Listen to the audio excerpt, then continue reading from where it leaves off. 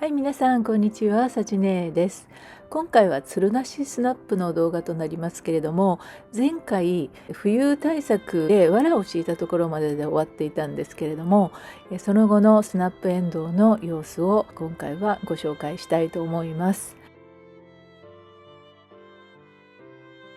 でこちらが12月11日、1ヶ月の出張から帰ってきた後の様子なんですが、プランター植えした株がですね、うまく発芽しなかったので、出張前にですね、ポットに一応種まきをしていたものなんですが、改めてプランターに2本立てで植え付けをしました。こんな感じで、はい、だいぶ大きくなっております。こちらはちょっと虫食いがねひどかったんですが、一応植えました。そして新たにプランターに植え付けた分も藁を引いて寒さ対策をしておきます。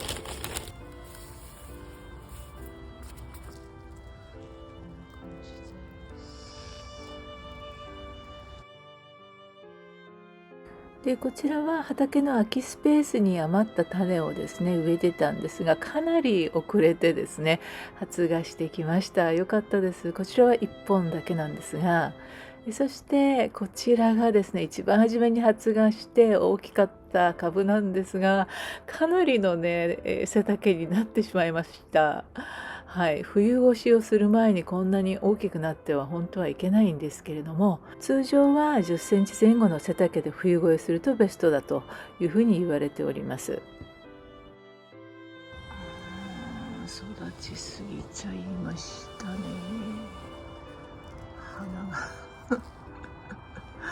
花が咲きそうです。やばい。何センチぐらい、これもう40センチぐらい育っちゃったね。はい、ということで、団地ということもあって、かなり速いスピードで背丈が高くなってしまって、花までねついてしまったんですけれども、これから冬対策もっとしていかないといけないなと思いまして、今つけているのが、これは防虫ネット100均で買ったですね防虫ネットなんですが、さらにその上からですね不織布でカバーをする予定です。冬対策で雪が降ってもいいようにですねやっていきます。そして畑の一株の方なんですが、こちらの方はかなりマイペースでね育っております。外の寒さにもさらされているんですけれども、不織布対策で結構順調にね育っております。中はねこんな感じです。今日は12月の19日、雪が降っております。雪がすごい。なのに花が咲いて実ができてる。実だよねこれ。知らない間に実ができ早すぎるんですけど、これ冬越しできるかな。はい、ということで、私が住んでる団地での収穫期というのがですね、3月中旬以降ということなんですが、ちょっとね、実がつくのが早すぎた感じがありますけども、どうにか枯らさないようにね、冬を越せたらなと願うばかりなんですけれども、2月ぐらいの時期でもですね、春巻きのスナップエンドウね、ありますので、つるなしとかであればすごく簡単にプランターなんかでね、栽培ができると思います。ただ、秋巻きに比べますと収量はですね少なくなると思いますけれども、ギリギリ春巻き間に合いますので、ぜひトライしてみてください。取れた。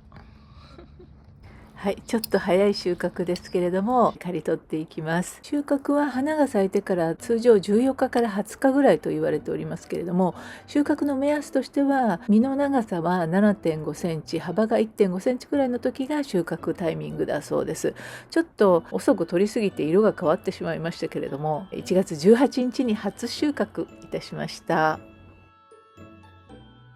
そしてプランターに後で植え付けたものも花芽がついてしまいましたけれども、こちらの方も一応速いスピードではありますけれども順調にいっております。で右の方がですねやっぱりちょっと虫食いだったものなんですけれども、少し成長がね遅れております。でこちらがですね、畑に植えた株の支柱をですね、ちょっときちんと立て直していきたいと思います。ちょっといい加減にねやっていたので、そろそろ背丈がね伸びてきましたので、つるなしの方はね、背丈80センチぐらいまでを想定して支柱を立てていきます。つるありの方は2メートル近くになりますので、トマトとかあときゅうりなどのようなね、しっかりとした、支柱とかネットを使いながらねやっていった方がいいと思います。で今やっていますのが、四隅にね支柱を立てて、で麻紐で、ぐるぐる巻いていって、強風が吹いても株が倒れないようにしていきます。で支柱の長めサイズがね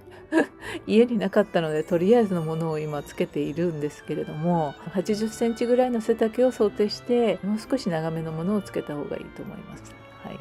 い、そして麻紐なんですが、ところどころこういうふうにクロスした形で結んでいくと、どっちの方向に倒れても株の負担がね少なくなるんじゃないかと思います。そしてマメ科は連作障害を起こしやすいので、 3,4 年は同じ場所で栽培するのは避けた方がいいようです。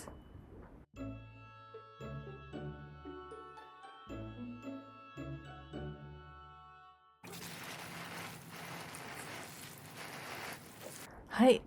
ちょっとね麻紐の張りが足りなくてお手本にはならないんですけれども、花にこういうふうに麻紐がかかってたりすると、ちょっと取ってあげるといいと思います。はい、こんな感じで仕上がりました。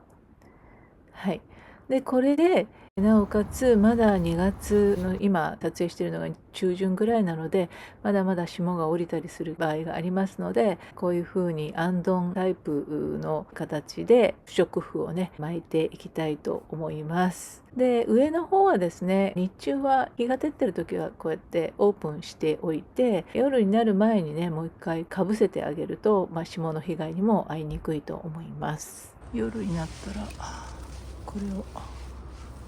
こう霜が降りてもいいようにかぶしてあげる感じにしたいと思います。こんな感じです。はい、今回は以上となります。どうもご視聴ありがとうございました。また次回お会いしましょう。さよなら。